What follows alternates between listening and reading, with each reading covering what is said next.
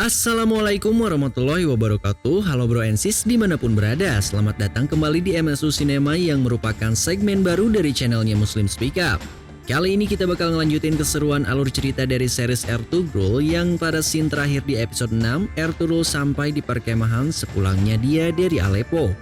Sama dengan itu pula rombongan karavan yang dipimpin oleh Gundogdu diserang oleh pasukan Karatoigar.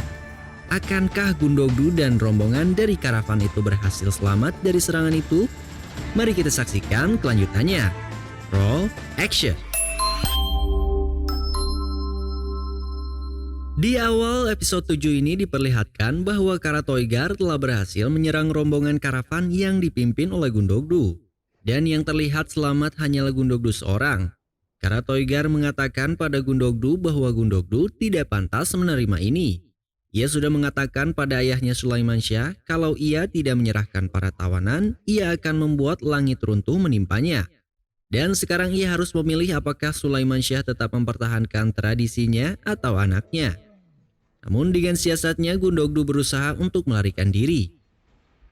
Di sisi lain Ertugrul sudah kembali dari Aleppo dan langsung menemui ayahnya. Ia memberikan berita baik bahwa mereka telah memiliki tempat berlindung. Ertugrul mengatakan tugas mereka tidaklah mudah. Lalu ayahnya mengatakan bahwa suku Kai tidak pernah mencari kemudahan.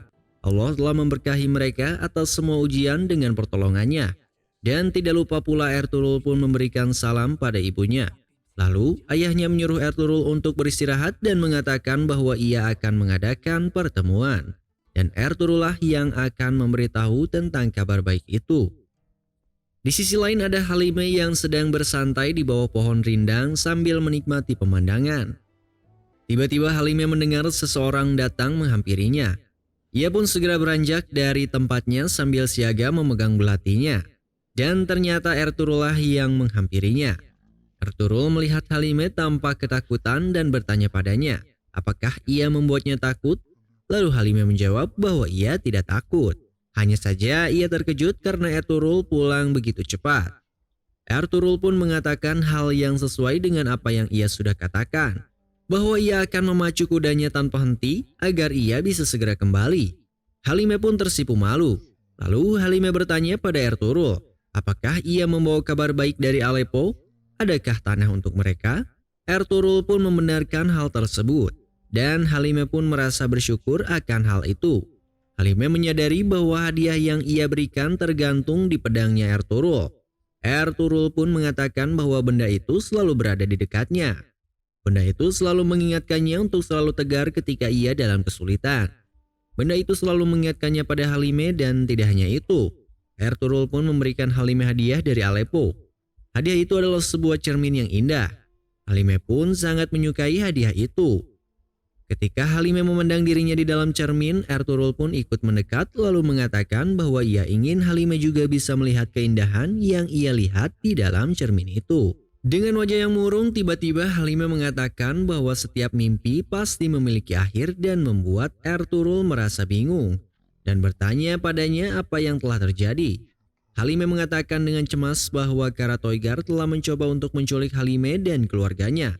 Ia mengatakan bahwa Karatoigar tidak pernah berhenti untuk mengejar mereka. Ertugrul pun berusaha untuk menenangkan Halime dan ia berjanji bahwa ia tidak akan pernah meninggalkan Halime. Ketika Ertugrul kembali ke perkemahan, ia pun segera menghampiri Demir. Ia bertanya pada Deli Demir apakah benar anak buah Karatoigar telah menyerang tenda Halime. Demir pun membenarkan dan berkata bahwa ia sudah memberi mereka pelajaran. Ertugrul yang tampak marah mengatakan kepada Deli Demir bahwa ia sudah mengamanahkan tenda Halime padanya. Bagaimana mereka bisa masuk dan menyerang tenda Halime? Melihat Deli Demir yang tampak merasa bersalah, Ertugrul pun berterima kasih pada Deli Demir karena berkatnya Halime dan keluarganya bisa selamat. Deli Demir mengatakan bahwa bukan hanya dialah yang menyelamatkan mereka, melainkan Afsin Bey juga. Ia adalah seorang saudagar yang datang ke perkemahan suku Kai dan Deli Demir juga berkata pada Ertugrul bahwa di setiap kejadian selalu ada hikmahnya. Yang mana kalau penjahat-penjahat itu tidak datang, Halime dan keluarganya sudah pergi malam itu. Ertugrul yang tampak kecewa mendengar bahwa Halime akan pergi, ia pun segera meninggalkan Deli Demir dan kesatrianya. Dan di dalam sebuah tenda terlihat Halime sedang memandangi cermin yang diberikan Ertugrul padanya. Tak lama, Aikis datang dan melihat cermin itu. Lalu ia pun bertanya padanya, apakah Ertugrul yang telah memberikannya? Halime pun hanya tersenyum menjawab pertanyaan tersebut. Aikis mengagumi hadiah itu dan mengatakan bahwa Ertugrul selalu memikirkan Halime. Namun melihat Halime yang tampak murung, ia pun bertanya pada Halime, apakah ada seseorang yang menyakitinya? Halime pun menceritakan kegundahan hatinya pada Aikis, bahwa sepanjang hidupnya ia harus terus berpindah. Tapi untuk pertama kalinya Halime merasa sedih karena harus berpindah dari suku Kai. Aikis pun mencoba untuk menenangkan Halime dan berkata kalau ia tidak mengerti dari siapa Halime harus berlari. Tapi ia tahu sekarang bahwa Halime tidaklah sendiri. Ertugrul tidak akan pernah membiarkan Halime untuk pergi. Lalu scene pun berpindah. Di kastil pasukan Templar, Eleonora menghampiri Mario yang sedang memberi makan para burung merpati. Eleonora mengatakan pada Mario bahwa ia ingin mengunjungi kuburan ayahnya. Ia ingin berdoa untuk ayahnya di sana. Dan ia mengatakan sebelum orang Turki itu membunuh ayahnya, Mariolah yang terakhir kali melihatnya.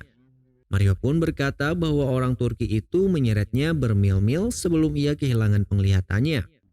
Dan terakhir kali yang ia lihat adalah ayah dari Eleonora. Lalu Eleonora berkata bagaimana kalau ayahnya belum mati. Mariolah yang menguburnya saat matanya sudah buta. Bagaimana kalau yang Mario kubur bukanlah ayahnya melainkan orang lain? Lalu Mario menjawab bagaimana mungkin ia tidak mengenali tuannya yang sudah bertahun-tahun ia layani. Mario yang meninggalkan Eleonora segera datang menemui Petruccio. Ia melaporkan bahwa Eleonora meragukan kematian ayahnya. Dan Eleonora mencoba memojokkannya dengan pertanyaan-pertanyaan. Petruccio mengatakan bahwa Mario harus mengawasi setiap langkah dari Eleonora. Scene berpindah. Di perkemahan suku Kai, Selchan menemui Gokce. Ia berkata bahwa Haime Hanum bertanya padanya apakah Gokce mencintai Ertugrul.